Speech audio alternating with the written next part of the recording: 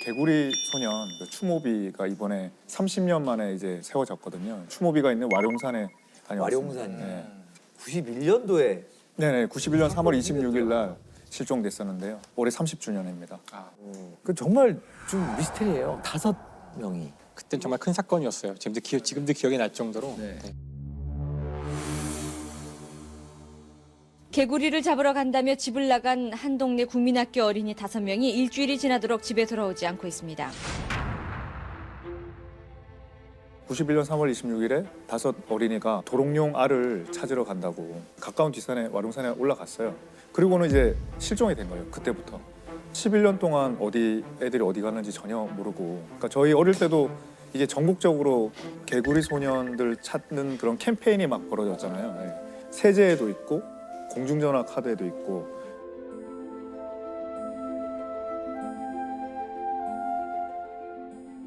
그래 연인원 35만 명이 이렇게 온 사사시 뒤졌는데도 안 나와서 하도 안 나오니까 UFO에 맞아요. 뭐 데려갔다, 기억나요. 북한에 갔다, 뭐 그런 말도 있었고요.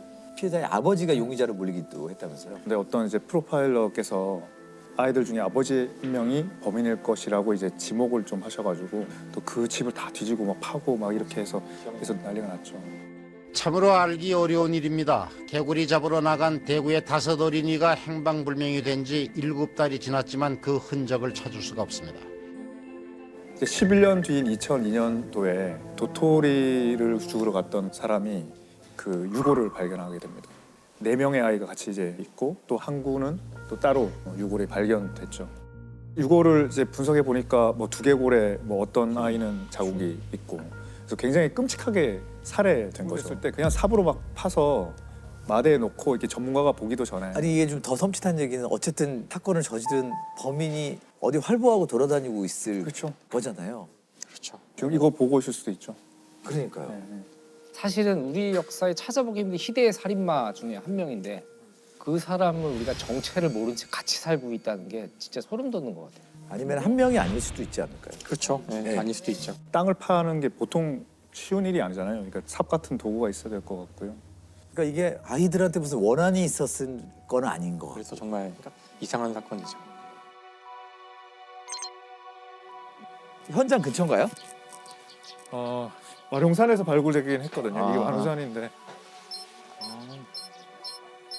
그러니까 아이들이 여기서 막 조난당해서 저체온증으로 죽었을 것 같다는 말도 있었는데. 사례가 아니고. 예. 근데 이제 그러기엔 산이 너무 낮다는 거죠. 그렇죠. 아 여기 있네요. 안전 기원비 30년 이맘때네요. 네. 3월 달이니까. 가깝나요? 여기서 가까운 거죠. 네. 여기 그러면은- 바로 이제 집 뒷산에 올라. 아 그러면 이 가까운 데서 못 찾은 거잖아요. 예. 아 왜 그랬을까? 아니 근데 부모한테 협박도 없었고 유괴는 아닌 거란 얘기죠. 예. 그죠? 예. 우발적으로 그냥 죽이게 된 상황이 아닐까라고. 그때만 해도 다 살아 있을 거라고 기대하면서 희망을 찾으려고 가지면서 했죠? 찾으려고 했죠. 그 아이들이 어디로 갔으니까. 갔을 것이다. 예, 예. 네. 범죄자를 찾으려고 했던 건 아니거든요. 아이들을 찾으려고 했지 범죄자를 찾으려고 했던 건 아니잖아요. 공소시효가 이제 15년이었거든요. 살인죄. 그 실종이 1991년에 실종됐으니까 남은 시간이 이제 3년 6개월밖에 없는 거죠.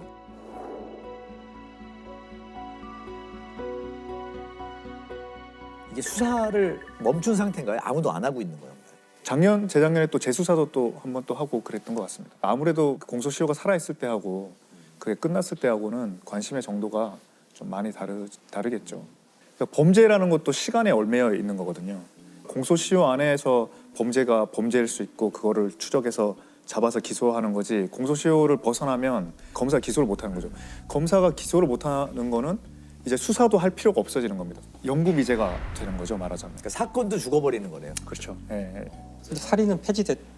태완 입법이 이제 그 살인죄 공소시효를 폐지한 법이거든요.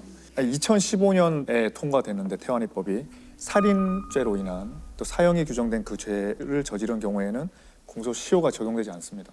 그리고 사실은 2013년에 이미 성폭력에 관해서는 13세 미만 어린이를 성폭행하면 공소시효가 없어졌어요.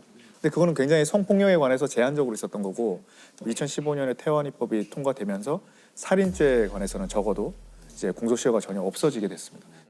그러니까 대구 어린이 황산 테러 사건이라고 네. 하는 사건인데 그 어떤 사건이었죠? 그러니까 이제 99년 5월 20일에 태환이가 6살이었거든요. 6살인데 아침에 학습지 공부하러 이제 학원에 가는 길에 갑자기 남자가 뒤에서 머리를 뒤로 딱 이렇게 해가지고 황산을 뿌린 거예요. 황산을 얼굴에. 얼굴에. 네, 그러니까 눈이 다 녹고 얼굴도 다 녹아서 식도도 다 이제 녹고 그래서 49일 동안 이제 고통에 시달리다가 이제 하늘나라로 갔죠. 네, 그러니까 뭐 정말 말도 안 되는 일이 일어난 거죠. 그러니까 태환이가 무슨 너무 황당한 일인 거죠. 말 설명할 수도 없는. 그러니까 그 영상을 보면 너무 안 됐어요. 그러니까 붕대로 온 몸을 다 발 빼고 붕대로 감고 있는데 당시 용의자들은 있었나요? 그러니까 태환이가 지목한 사람이 있었죠. 한 사람. 네. 얼굴을 딱 본 건 아니고 이제 황산을 본 거죠. 그러니까 이게 뿌리는 거를 본 거죠. 뜨거운 물이 부어졌다고 생각하는 거죠. 그리고 목소리를 들은 거죠. 네. 그리고 이제 그 신발에 황산이 묻어 있기도 했고, 네. 그걸 데리고 또 병원에 가고 막 이렇게 했다는 거예요. 네. 그런 와중에 옷에도 황산이 묻고, 그래서 옷 신발에도 묻었다. 그리고 옷과 신발을 분리해놔야 되는데 그냥 한 대 섞어 놓다 보니까 신발에 황산이 발견돼도 이게 옷에 있던 게 묻었어요 할 수도 있는 거잖아요. 그러니까 또 어떤 면에서는 그 경찰이 보기에는 그 도와준 사람이랑 이 범인이랑 혼돈했을 수도 있다고 생각도 할 여지도 있었던 것 같아요. 기소조차 못한 거네요. 예, 그런 불확실성 때문에 기소를 못했어요. 굉장히 안타까운 거죠.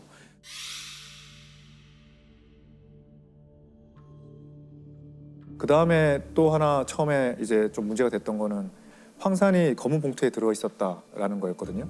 근데 황산이 검은 봉투에 넣으면 그냥 타버리지 어떻게 검은 봉투에 황산이 들어갈 수 있겠느냐. 그래서 그 말을 믿을 수 없다고 한 거예요.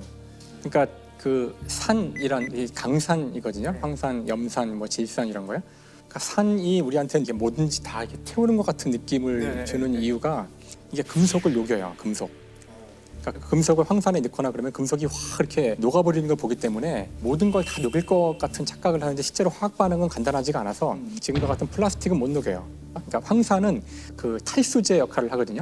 탈수란 거는 단순히 물을 좀 흡수한다가 아니라 분자로부터 산소와 수소를 다 뜯어낸다는 뜻이에요. 그러니까 이걸 이제 사람한테 하면은 탄소만 재만 남는 거죠. 쉽게 얘기하면은. 근데 이 플라스틱은 산소가 없거든요. 그렇죠. 그냥 탄소에다가 수소만 있기 때문에 범인은 뭔가 황산의 성질에 대해서 알고 있는 거 아닌가요? 뭔가 준비를 한 거예요. 이 지식을 가진 사람이 제대로 준비를 한 거니까. 결국 태환이 사건은 어떻게 되고 있는 건가요 지금? 그 태안의 사건은 근데 아쉽게도 고소시효가 만료됐어요. 만료되고서. 그거까지는 근데 기소를 못할 뿐이지 수사는 뭐 원하면 할 수도 있는 거고 범인을 찾을 수도 있는 거잖아요. 그렇죠. 근데 공소시효가 완료됐을 때 강제 수사를 할 수 있냐에 대해서 강제 수사는 논란이 되죠. 혹시나 범인이 밝혀져도 처벌을 할 수 없는 네, 거고. 네, 그렇죠. 그게 굉장히 안타까운 거죠. 막지 못한 걸 보고 이런 일이 또다시 있어서는 안 되겠다 해서 제정이 됐고 16년 전 대구에서 6살 어린이가 누군가가 뿌린 황산을 뒤집어서 숨진 사건이 있었습니다. 그런데 최근 이 사건의 공소시효가 만료돼 영구 미제 사건으로 남게 됐습니다. 일명 태환이법이라고 불리는 형사소송법 개정안이 반대표 없이 국회를 통과했습니다. 이로써 형법상 살인죄의 공소시효는 완전히 사라지게 됐습니다. 태환이법 시행 뒤 경찰이 재수사로 해결한 장기 미제 사건은 6건이나 됩니다. 약촌오거리 살인사건이 그 첫 성과입니다. 유력한 용의자가 밝혀졌는데도 공소시효가 9일밖에 남지 않아 영구 미제 사건이 될 뻔했는데 때마침 도입된 태환이법 덕분에 사건을 해결할 수 있었습니다.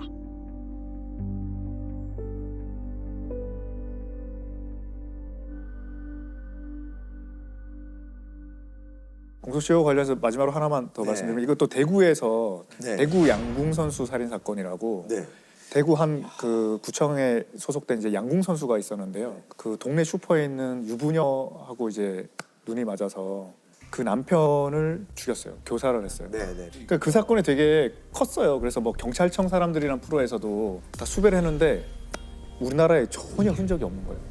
알고 보니까 몰래 외국으로 갔던 거죠. 일본으로 갔다가 그래서 또 중국으로 건너갔어요. 그래서 한 19년 동안 도피 생활을 한 거예요. 그 살인죄 공소시효가 15년이잖아요. 그럼 이제 끝났잖아요. 그래서 변호사한테도 확인했더니 다 끝났다. 자수하고 중국에서.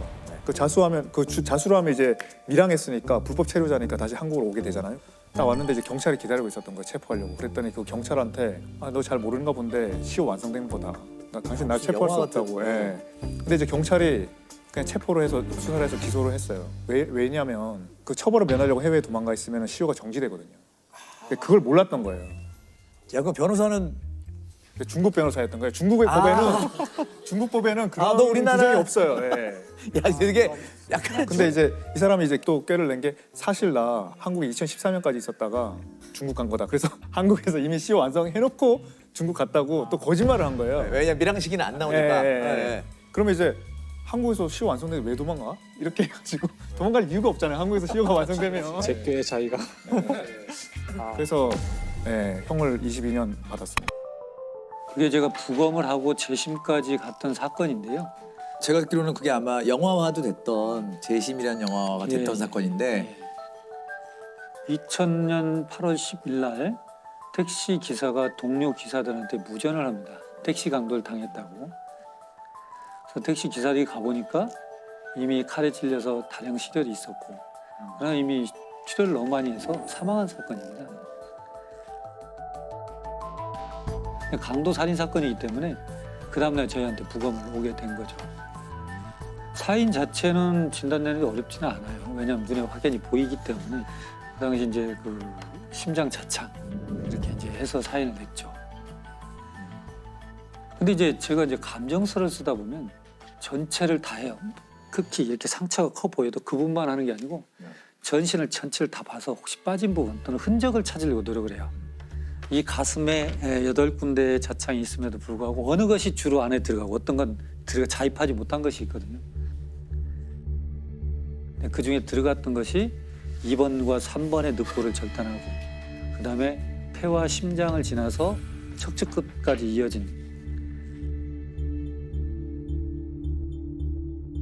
그리고 이제 또 하나는 병원에서 치료 중에 발생하는 손상들이 또 있어요.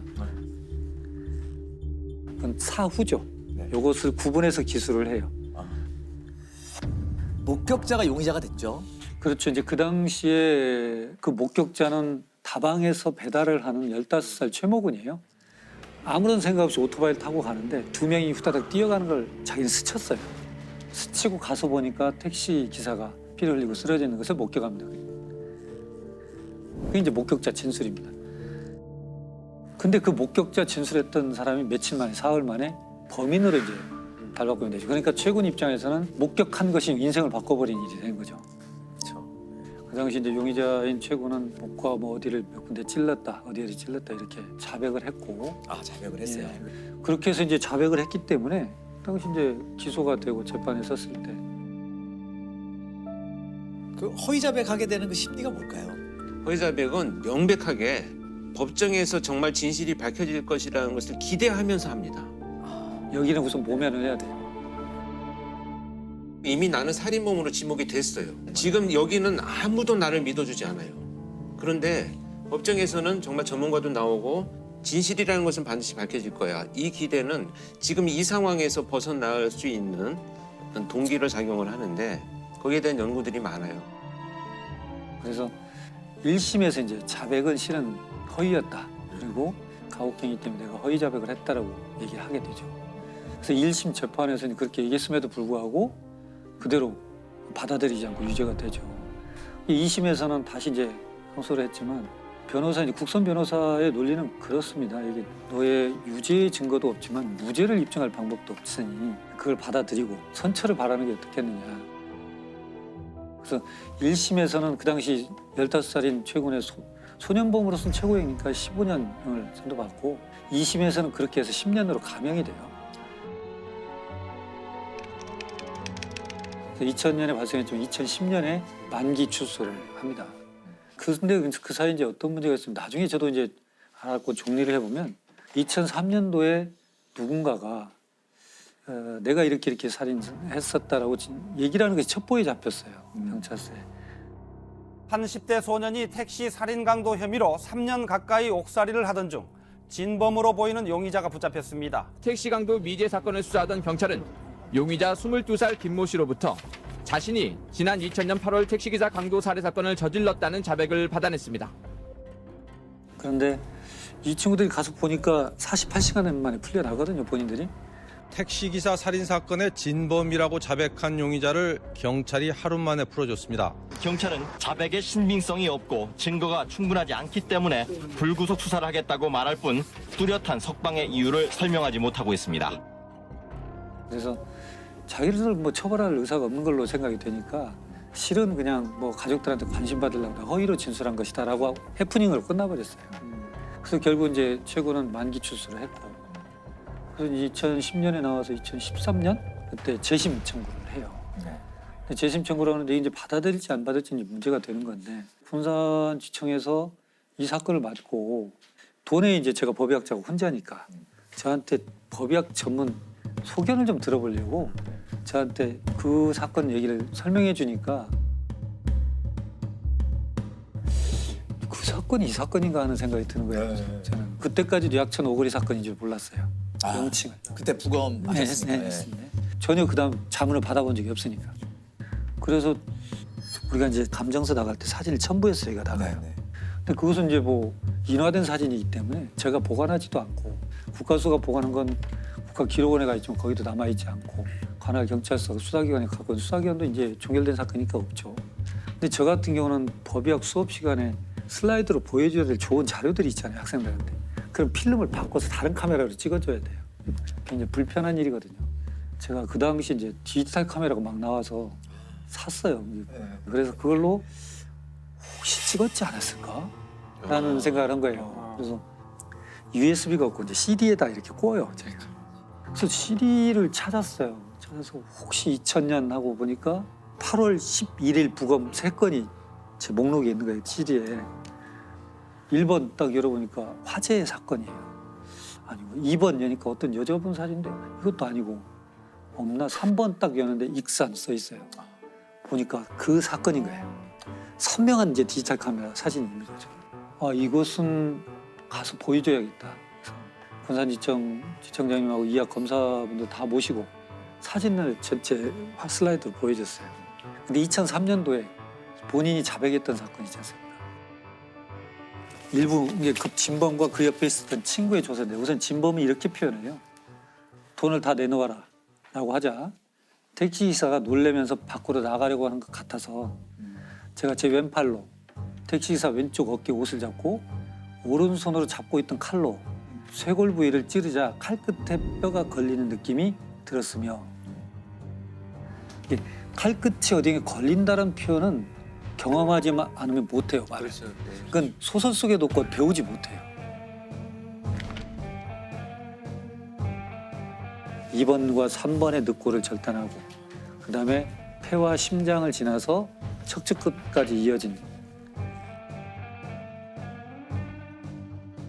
그리고 이제 친구의 진술인데요. 그 칼은 가정집에서 쓰는 식칼이었는데 칼끝이 휘어 있었습니다라고 표현해요. 그리고 칼끝이 뭔가 묻어서 건조가 됐는데 지방기처럼 말라붙은 시커먼 색이 붙어 있습니다. 이것은 굉장히 사실적인 진술이거든요. 근데 반전은 뭐냐면 그 당시 최군의 진술에서는 어디를 찔렀냐 그러면 가슴을 찌르고 등을 찌르고 옆구리를 찌르고 얼굴을 찔렀습니다라고 굉장히 드라이하게 이렇게 진술이 돼 있어요. 근데 문제는 옆구리를 찔렀던 최군의 진술에서 모순이 뭐냐면 옆구리에 있는 3군데의 자창은 병원에서 생긴 겁니다. 폐가 찔리고 심장이 찔리니까 출혈이 흉곽으로 차요. 그럼 숨을 못 쉬잖아요. 병원에서 옆에 절개를 합니다. 그래서 피를 뽑아내요.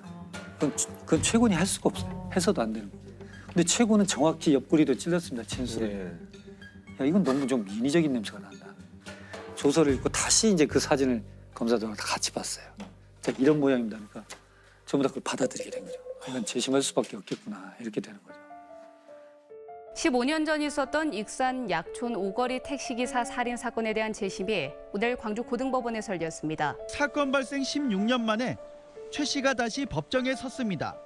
무죄로 인정할 만한 명백한 증거가 있다며 확정된 법원의 재심 공판에 참석한 겁니다. 그래서 재심은 이제 받아들였고 군산지청에서 해서 대법원까지 가가지고 무죄로 됐죠. 그리고 이제 바로 진범으로 진술했던 그 사람이 바로 긴급 체포가 돼서 형을 살고 있죠, 지금. 와, 이 교수님의 그 사진이 결정적인 그러네요. 역할을 한 거네요. 최종 이제 무죄 판결 듣고 어떠셨어요? 이제 뭐 사필 규정이죠. 실은 법을 다루는 사람들이 신은 아니니까요. 근데 그런 생각을 저도 역시 합니다. 반문하는데 이런 사건이 발생해서 피의자 신문조서, 범인으로 된 분의 조사나 현장 검증이 있을 때는 법의학 전문가가 같이 임장을 했으면 좋겠다는 생각을 해요. 과거 거 보면 현장 검증이 아니고 현장 강요지.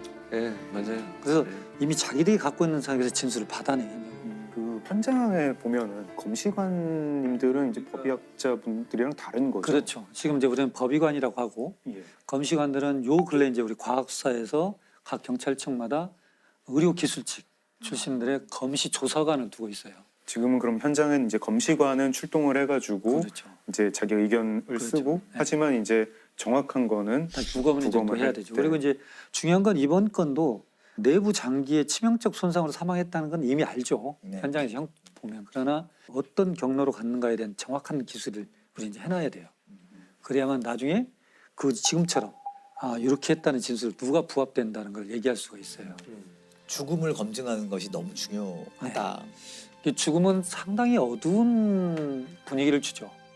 그러나 죽음을 어둠으로 보지 말고 죽음은 살아있는 사람들한테 교훈을 던지는 살아있는 학문으로 좀 봐주셨으면 좋겠어요. 제가 가끔은 그런 얘기를 합니다. 어떤 사망 사건이 발생하고 누가 사고가 발생하면 불상사가 발생했다 이런 표현을 해요. 근데 불상사는 죽은 사람한테 발생한 게 아닙니다. 죽은 사람은 이미 죽었어요. 불상사는 그와 같이 미래를 꿈꿨던 사람들한테 불상사가 발생한 거예요. 즉, 산 사람한테 불상사가 발생한 겁니다. 그래서 우리는 죽음을 검증해야 돼요. 그래서 검증해야 돼요. 이게 법의학이 망자만을 위한 분석만 하는 게 아니고 산 사람을 위해서 여러 가지 교훈을 남겨주는 학문이에요. 그렇네요. 2006년도쯤에 피해자가 아버지예요. 아버지가 이제 조수석에 탔고 아들이 운전하고 운전자의 어머니가 탑승하고 차량이 갑니다. SUV 차가. 근데 교차로에서 좌회전하면서 이미 정차돼 있던 소나타를 충격을 해요. 추돌을. 그러고 나서 조수석에 탔던 이 망인만 가서 보니까 이미 사망한 상태예요. 크리스마스 밤에 교통사고로 한 50대 공무원이 숨졌는데요. 일가족이 타고 있던 SUV 차량이 신호대기 중이던 승용차를 들이받았습니다. 이 사고로 SUV 차량 조수석에 타고 있던 공무원 54살 김모 씨가 그 자리에서 숨졌습니다. 가족들은 가장인 김 씨가 교통사고로 숨졌다고 진술했고 서둘러 시신을 화장했습니다. 가족이 탑승한 상태에서 조수석에 탄 사람만 돌아가셨잖아요. 당연히 응급실 인턴쌤은 교통사고로 인한 사망, 의심할 여지가 없이 사망진단서 띄어졌죠. 그런데 사고 처리반은 우리 공 교수님 아시겠지만 사고 처리용 사진을 찍는 거예요. 첨부해야 돼 사진. 그 사진을 몇 장을 찍고 사망진단서는 발부됐고 사고 처리라는 것은 인정이 돼 있으니까 당연히 끝났죠. 근데 이게 이제 교통사고인데 문제는 장례 연락을 안 했어요. 부고를. 직장에도 연락하지 않고 또 형제들한테도 연락하지 않고 아무한테도 연락하지 않고 장례를 치러버려요. 화장을 해버렸어요. 그러고 나니까 이게 좀 이상한데 가족들은 수사를 요청을 해도 시신도 없고 사진만 있고 그러니까 이게 자꾸 안 풀리던 사건이 있었어요. 그리고 또 수사를 계속 진행하다 보니까 참 독특한 게 밝혀져요. 정차돼 있던 차 있었죠. 피해 차량. 그 운전자가 망인의 부인과 내연관입니다. 그 사람 자백을 합니다. 실은 내가 이렇게 해서 서 있으면 어디에 몇 시에 돼 있으면 와서 이렇게 해서 교통사고 보상금 2001년도부터 한 14개 정도 들어놨거든요. 14개. 7억여 원 정도 수령을 하는데 내가 좀 나누겠다라고 내가 그때 나왔다. 이렇게 자백을 합니다. 근데 어떻게 죽였는지 난 모른다. 그건 들은 바가 없다. 그래서 법정에서 바뀔 수가 없죠. 그래서 결국 보험 사기로만 1심에서는 정리가 돼요. 아들은 보험금 수령하자마자 외국으로 갔어요. 그러니까 기소 중지가 되고 그 부인은 보험 사기로 5년형 또 공범인 내연하면 1년 징역 살고 경찰은 이제 단순 보험 사기뿐만 아니라 살인 사건으로 이제 중점을 두고 증거에 대한 계속 추적을 했습니다. 왜냐하면 그때 탔던 SUV 차량 충돌 과정에도 에어백이 터지지 않았어요.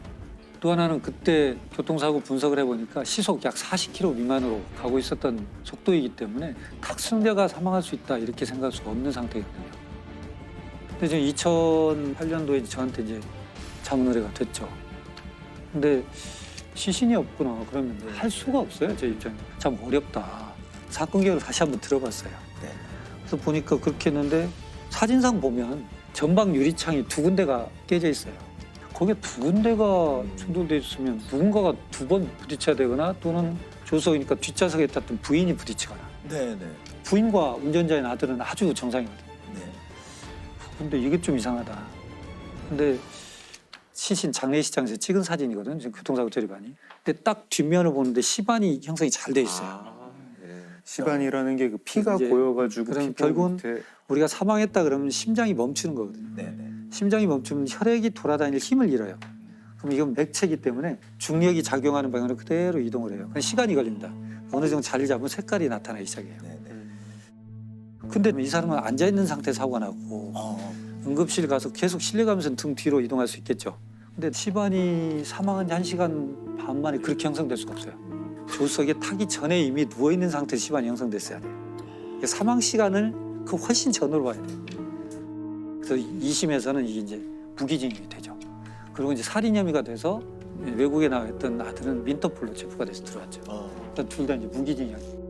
단순 교통사고 같았지만 망자의 부인과 아들이 범인으로 지목됐습니다. 김 씨 앞으로 14개의 보험이 가입돼 있었고 피해 차량 주인이 숨진 김 씨 부인의 내연남인 것도 의문이었습니다. 재판부 역시 김 씨가 살해된 상태로 사고를 당했다고 판단했고 김 씨의 부인과 아들에게 각각 무기징역을 선고했습니다.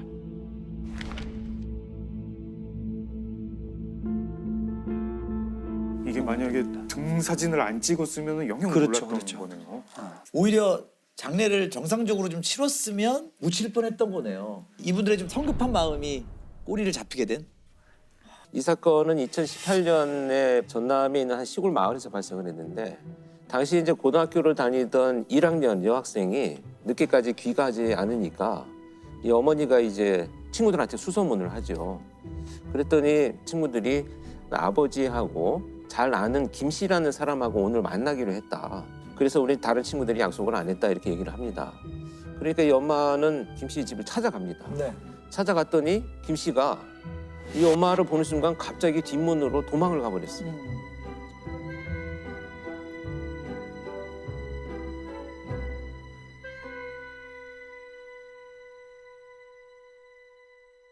그러고 나니까 이제 의심점이 굉장히 높아지죠. 그래서 경찰에 신고를 합니다. 이 사람을 만나러 갔다고 한 우리 딸이 지금 연락이 두절됐다. 해서 이제 경찰이 와가지고 이 사람의 신원을 확보하기 위해서 수색을 했는데 못 찾았어요. 그런데 다음 날 아침 6시경에 이 사람이 일하고 있는 그 공장 인근에서 목을 매서 사망한 채로 발견이 됩니다. 전남 강진에서 실종된 10대 여고생의 행적이 닷새째 묘연합니다. 앞서 A양은 집에서 나간 뒤 연락이 끊겼습니다. A양이 사라진 다음 날 아침 아버지 친구인 51살 B씨는 집 근처 철도공사 현장에서 숨진 채 발견됐습니다. 사망 현장을 가서 봤더니 타살의 혐의는 전혀 없었고 모든 정황이 스스로 극단적인 선택을 한 상황으로 밝혀집니다.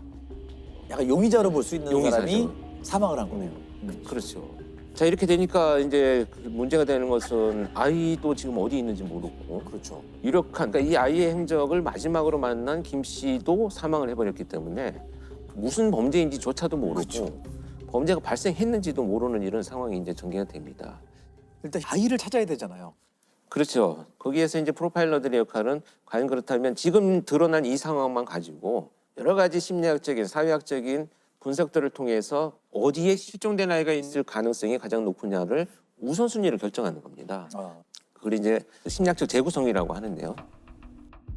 6월 12일 날 아버지 친구 김 씨가 부모님 몰래 아르바이트를 제안을 합니다. 이 아이는 굉장히 성실하게 학교 공부를 열심히 하는 아이였었는데 그래도 뭐 가게에 좀 도움이 되고자 아르바이트를 수락을 하고 나간 것이 문자에서 발견이 됐어요. 김 씨는 A양에게 아르바이트를 소개해 준 것으로 알려졌습니다. 하지만 이 사실을 다른 사람에게는 알리지 말라고 말한 것으로 전해졌습니다. A양은 실종 전날 친구에게 문자를 남겼는데 이 같은 내용이 담겨 있었습니다.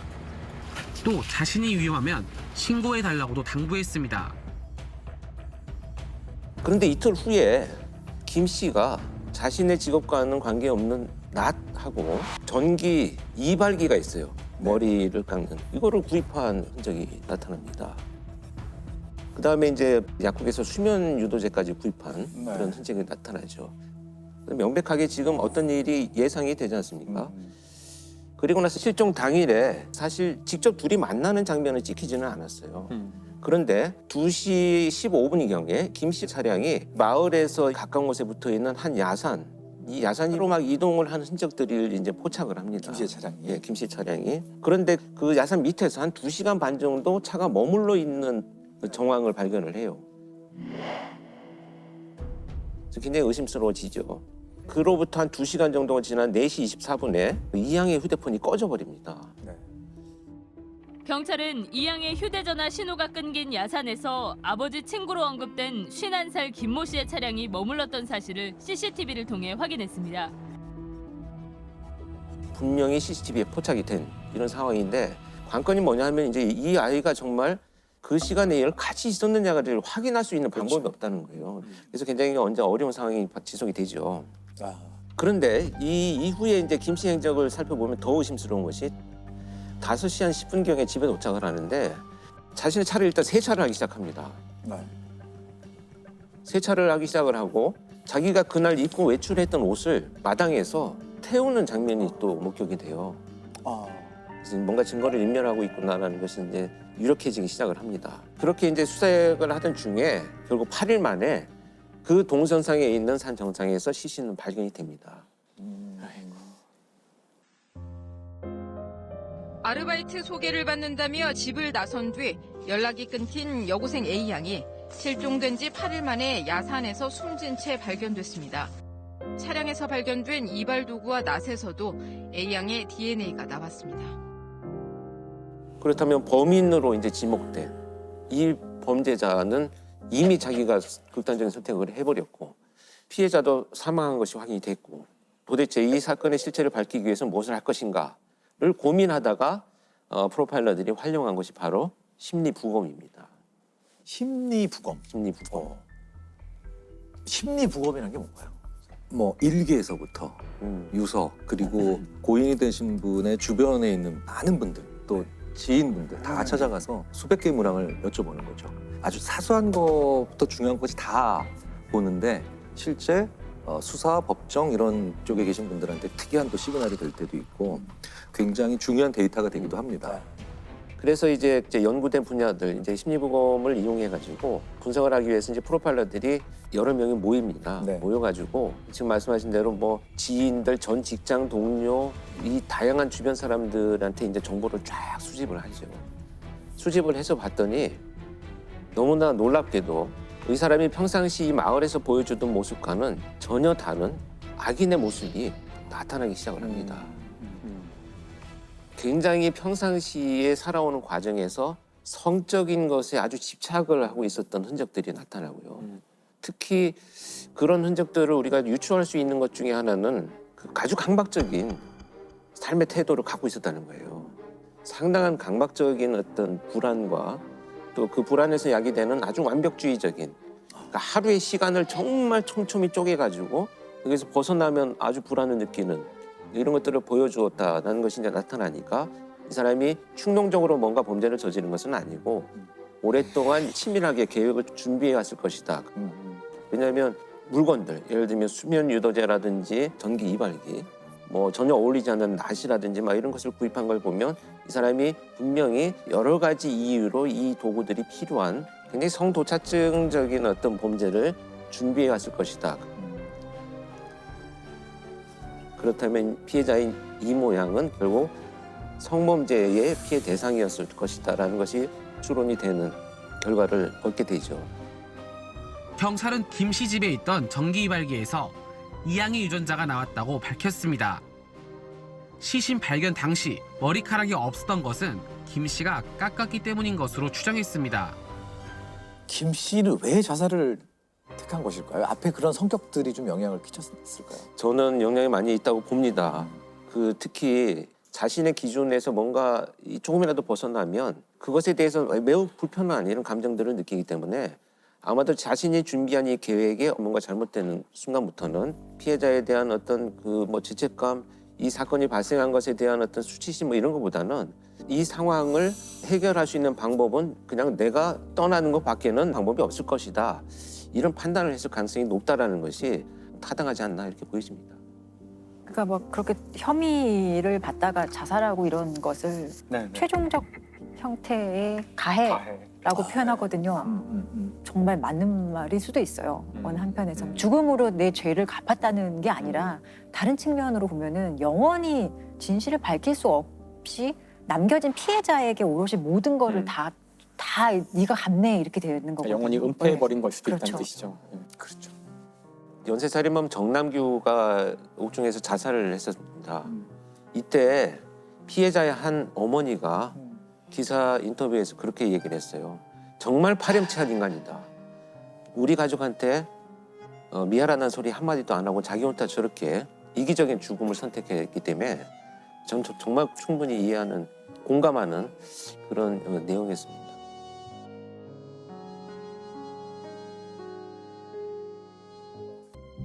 장기 미제 사건이었죠. 지난 2001년 전남 나주의 드들강 강가에서 한 여고생이 숨진 채 발견됐는데요. 지난 2001년 2월 당시 여고생이었던 17살 A양은 나주 드들강변에서 알몸 상태로 숨진 채 발견됐습니다.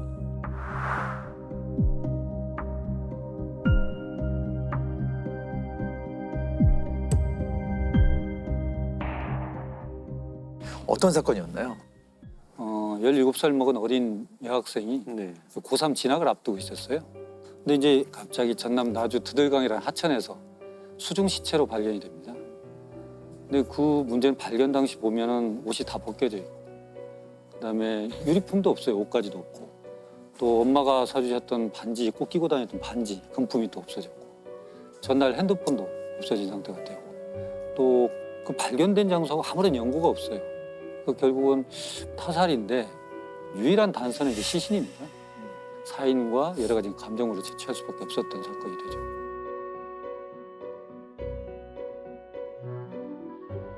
우선은 외표 상황에 보여졌던 것은 옷이 벗겨진 채로 여학생이 발견된 거기 때문에 성 관련 강력 사건 의심할 수밖에 없어요. 그래서 성폭행 과정 중에서 살아있는 상태였다면 어떤 저항이나 반항, 억압 손상이 있을 걸로 보여지는데 이 손목이나 이런 쪽에 피하 출혈이 있고 그럼 제압당했다는 거거든요. 그렇죠. 목 졸리는 적, 그다음에 가슴에 압박근 같은 게 있고 좌측 측두부나 후두부에도 뭔가 부딪히는 적이 있어요. 이게 폭행일 수도 있고 사망하는 과정이 부딪힌 것일 수도 있고. 이제 두드러진 것은 얼굴이 뻘개요. 이걸 이제 법의학적으로는 안면 우렬 이렇게 표현하는데.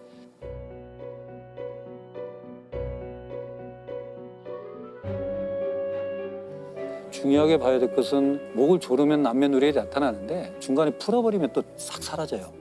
근데 이게 시체에서 계속적으로 안면 우렬이 있다는 것은 사망할 때까지 목을 졸랐다는 거예요. 결국은 이건 경부 압박이 있었다라고 보여지는 거고, 여기서 이제 문제가 되는 게 또 있어요. 문제는 물속에서 발견됐으니까 피해자가 과연 물에 들어갔을 당시 생존한 상태였을까 사후였을까 이걸 봐야 되는데, 살아있는 상태였다면 물을 마시게 돼요. 그렇게 되면 물을 먹고 뿜고 하는 과정에서 기도에서 경련이 생겨요. 그럼 우리가 포말이라고 하는데 작은 거품 덩어리들이 생깁니다. 이것은 살아있는 상태에서 물에 들어갔다는 강력한 증거예요. 우리 법의학적으로는. 또 하나는 물을 먹게 되면 이게 기도로 들어와서 폐를 통해서 전신순환을 거쳐요. 심장이 뛰고 있으니까. 그럼 물속에서는 부유 미생물이라는 플랑크톤이라는 게 서식하거든요.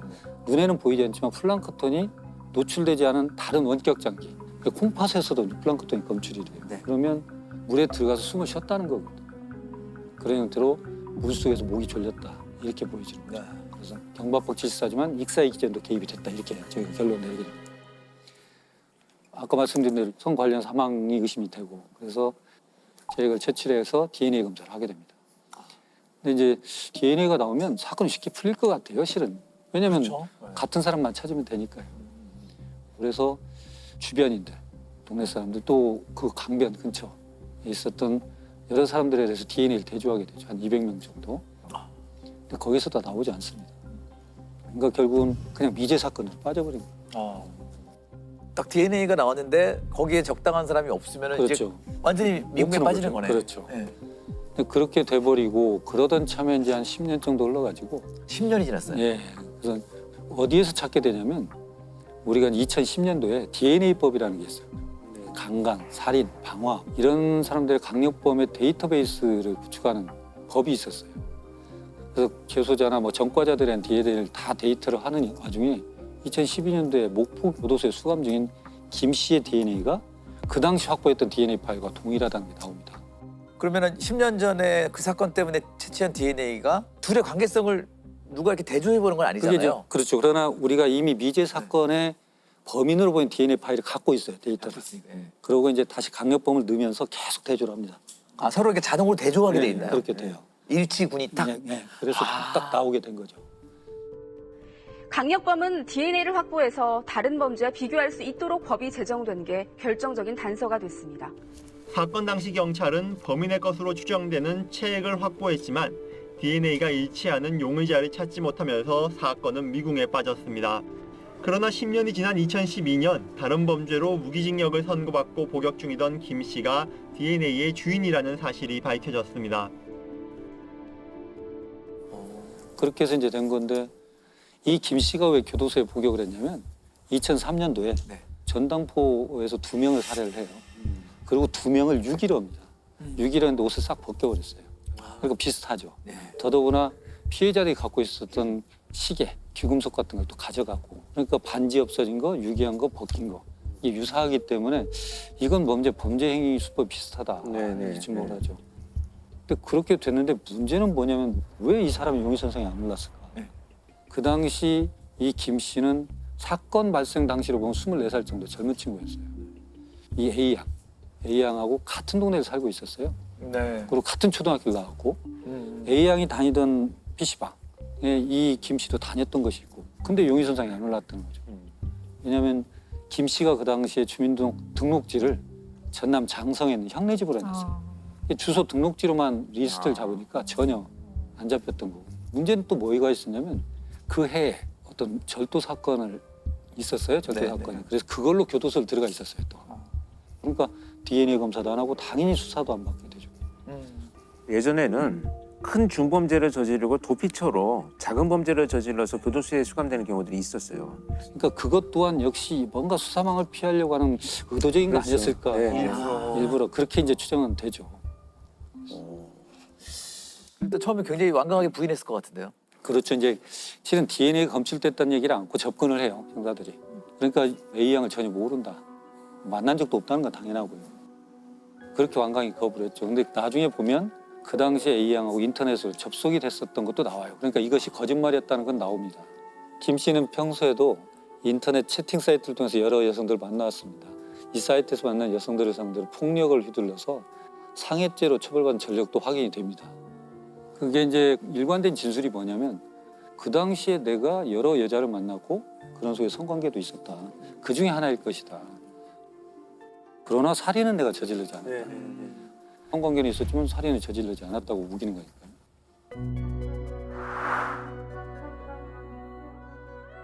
제3의 범인이 있을 가능성이 충분히 있죠. 그러니까 결국은 성관계 시점하고 살인 시점이 어떻게 되느냐 이제 관건이 되는 겁니다. 그래서 이제 경찰은 그 부분에 대해서 이제 맞출 방법이 없어요. 그래서 결국은 살인죄를 추궁하기에는 결정적 증거가 없어서 무혐의 처분을 해요. 검찰은 어쩔 수가 없었던 거죠. 그렇게 됐었습니다. 그러면 이제 기소 못하고 그렇죠. 유가족들은 굉장히 상심이 컸을 것 같은데요. 그렇죠. 왜냐하면 이제 우선은 타살 그리고 험한 모습으로 이제 강 하천에서 발견됐기 때문에 또 더더구나 DNA가 확보됐음에도 불구하고 살인죄하고 연결을 못 시킨다는 것은 참 안타까운 일이죠. 근데 그런 와중에 2009년도에 피해자의 아버지는 뭐 극단적 선택을 했다고 저는 듣고 있습니다. 그래서 가족들이 이제 여러 곳에 탄원도 하고 막 호소도 하고 해서 2015년에 이제 재수사를 들어가요. 근데 문제는 뭐냐면 2001년도에 발생을 했지 않습니까? 2015년이 되면 그 당시는 살인죄가 공소시효가 15년이에요. 2015년이면 겨우 1년 정도 남았죠. 1년밖에 안 남았어요. 이게 시간이 별로 없었어요. 근데 다행스럽게도 그게 7월에 태완이법이라고 살인죄 공소시효를 없애버렸잖아요. 그러니까 시간을 이제 벌게 된 거예요. 그래서 이제 대대적으로 재수사를 다시 들어가게 되죠. 범인을 찾지 못해 장기 미제가 됐던 사건은 이른바 태완이법으로 살인죄 공소시효가 폐지되면서 재수사와 기소가 이뤄져 묻히던 범죄를 밝혀낼 수 있었습니다. 광주지방 검찰청에서는 이제 검경 합동수사본부를 차려요.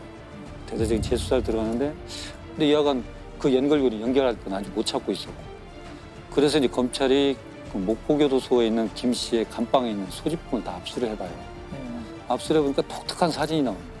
그날 2월 4일 날 낮에 여자친구와 같이 강진에 있는 외할머니 집을 방문한 사진을 찍어놨어요. 그러니까 결국은 이것은 굉장히 알리바이를 입증할 수 있는 중요한 증거임에도 불구하고 검찰, 경찰 재수사 또 이 사진에 대한 언급을 안 해요, 김 씨가. 아까 우리 권 교수님 말씀하신 것처럼 알리바이를 만들다 보면 너무 완벽해지면 그 이상 반응을 한 거죠. 그러니까 이 사람도 이게 너무나 인위적인 색채가 나니까 얘기를 안 했던 거예요. 그렇게 해서 이제 그 사진이 나오게 되고 그걸 왜 가지고 있었을까요? 그것도 의심스럽고 또 이제 그래서 결국은 같이 복역한 수감자들 한 350명 정도 이제 인터뷰를 해요. 거기서 보니까 유사한 사건을 했다라는 얘기를 진술을 했다. 그리고 생리 중이었던 어린아이를 강간했다. 뭐 이런 얘기. 또 드들강에 대한 얘기도 하고 그걸 들었던 사람들이 있어요. 그것도 확보가 되고 여러 가지 정황은 김 씨가 맞아. 근데 문제는 성관계는 인정을 했잖아요. 사망 시간과의 인과관계예요. 이게 이제 가장 관건이 됩니다. 그래서 이정빈 교수님이라고 제가 존경한테 선배님이 계시는데 그분한테도 의뢰가 됐어요.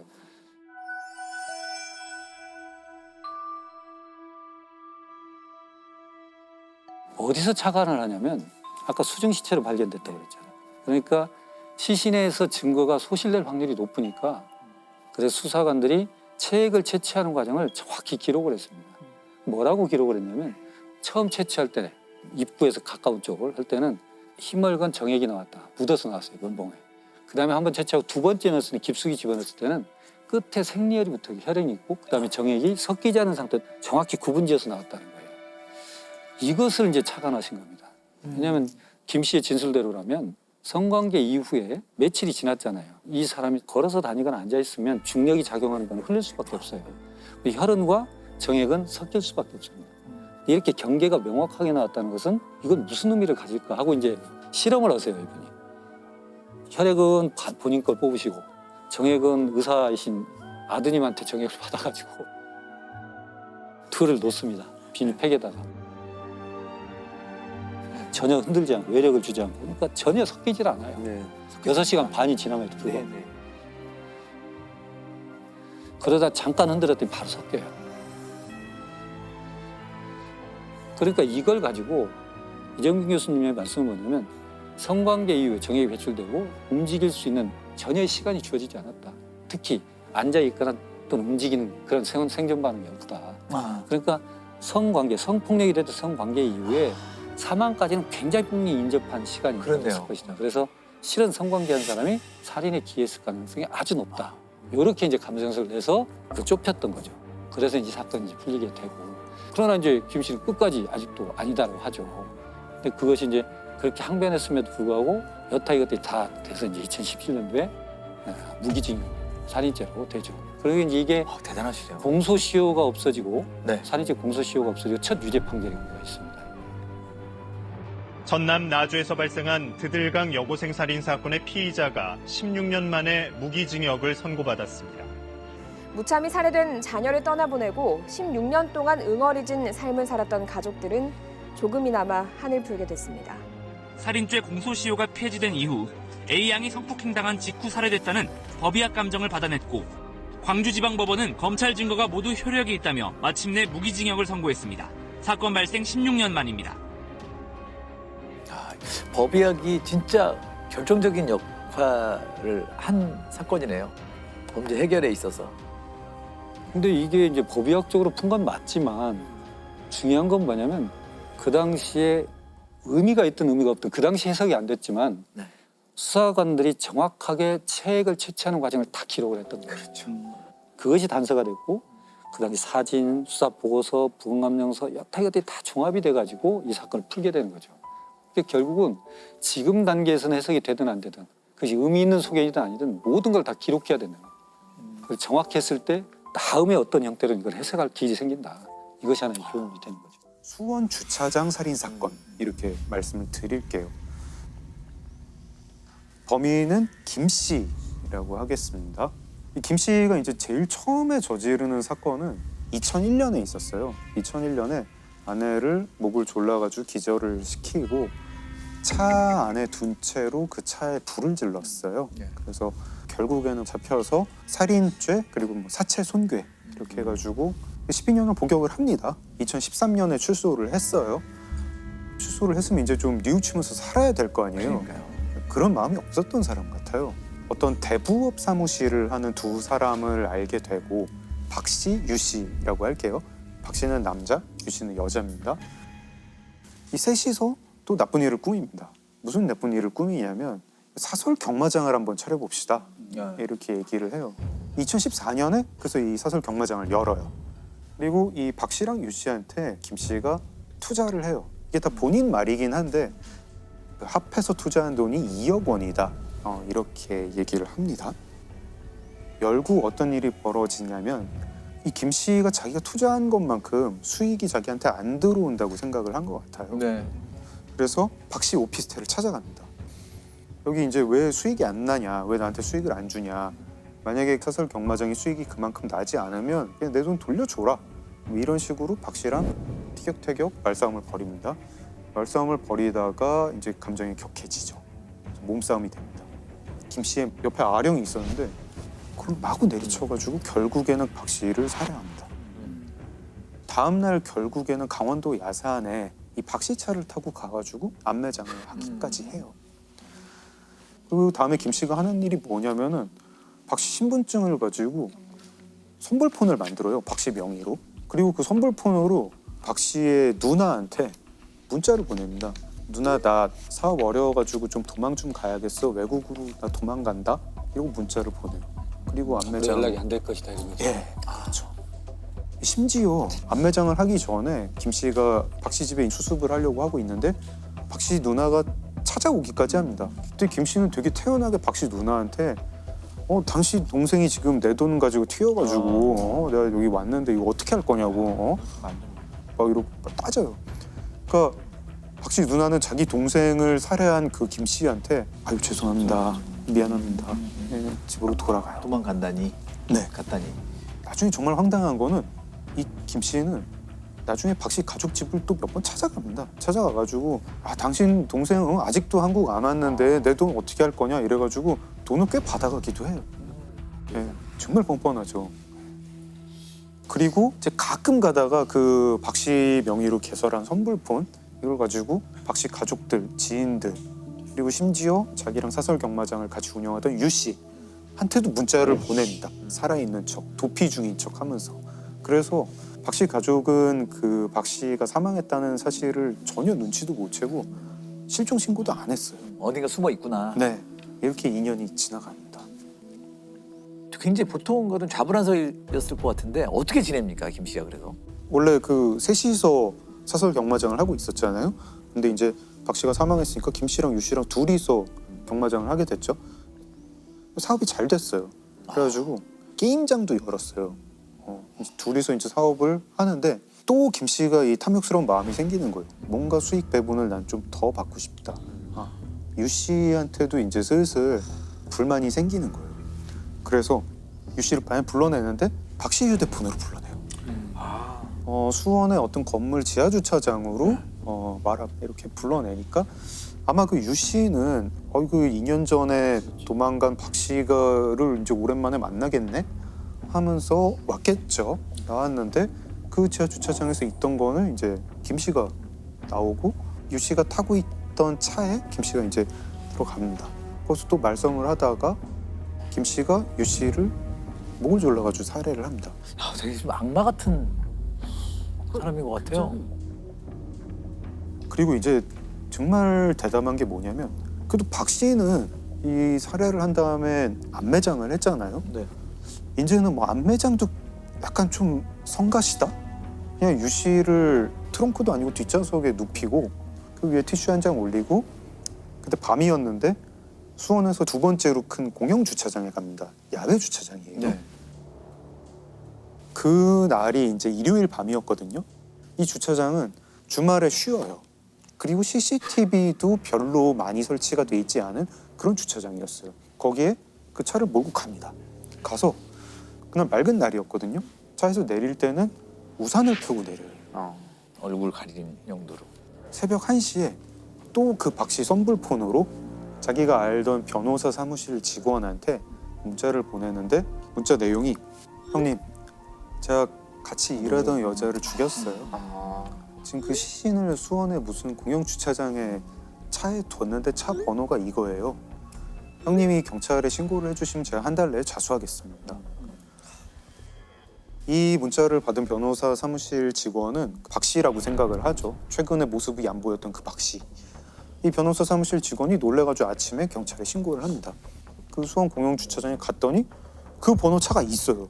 봤더니 이제 어느 여인이 뒷좌석에 누워 있고 얼굴에는 티슈가 덮여 있고 목 절려 죽은 것 같아 보이는 상태로 사망을 했죠.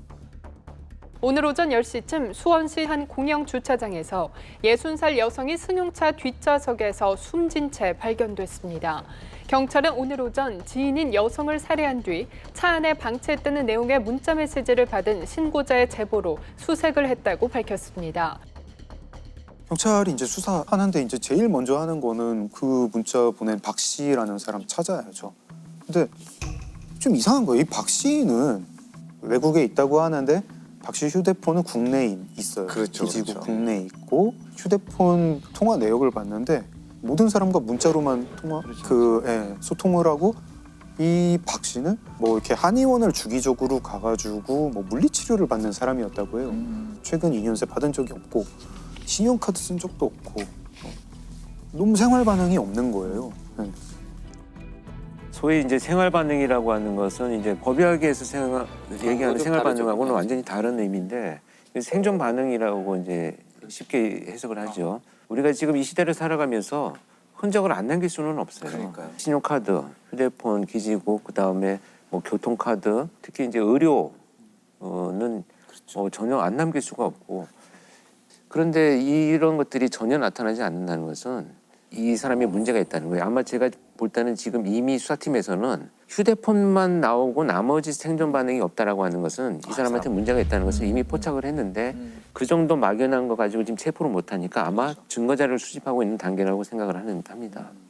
사실 뭐 이렇게 생존 반응이 없으니까 경찰에서 수사하면서 뭐 그렇게 오래 걸리지도 않았어요. 금방 알았어요.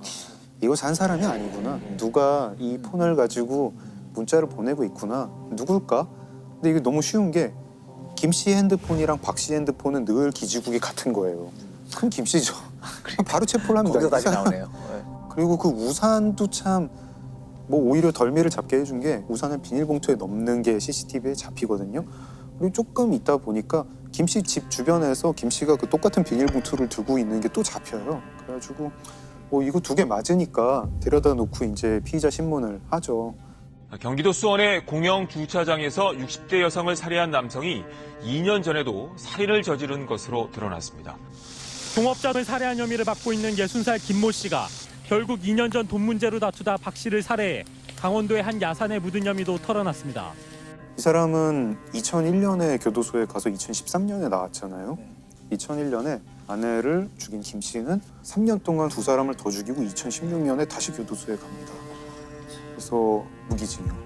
아마 뭐 교도소에서 삶을 마감할 텐데 이 사건을 보면서 어떤 격언이 하나 생각났는데 이게 뭐 흔히 링컨이 했다고 하는 격언인데 모든 사람을 잠시 속일 수 있다.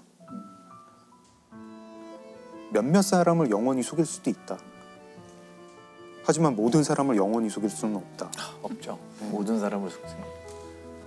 이 김 씨가 박 씨를 살해했을 때 그리고 이제 거짓 계획으로 사람들을 속였을 때 몇몇 사람만 속인 거잖아요. 근데 그러고 나서 유 씨를 살해한 다음에는 이제 간 크게도 수사기관을 속여야겠다. 내가 모든 사람을 속여보겠다라고 했더니 며칠도 안 돼가지고 그냥 바로 들통이 났습니다.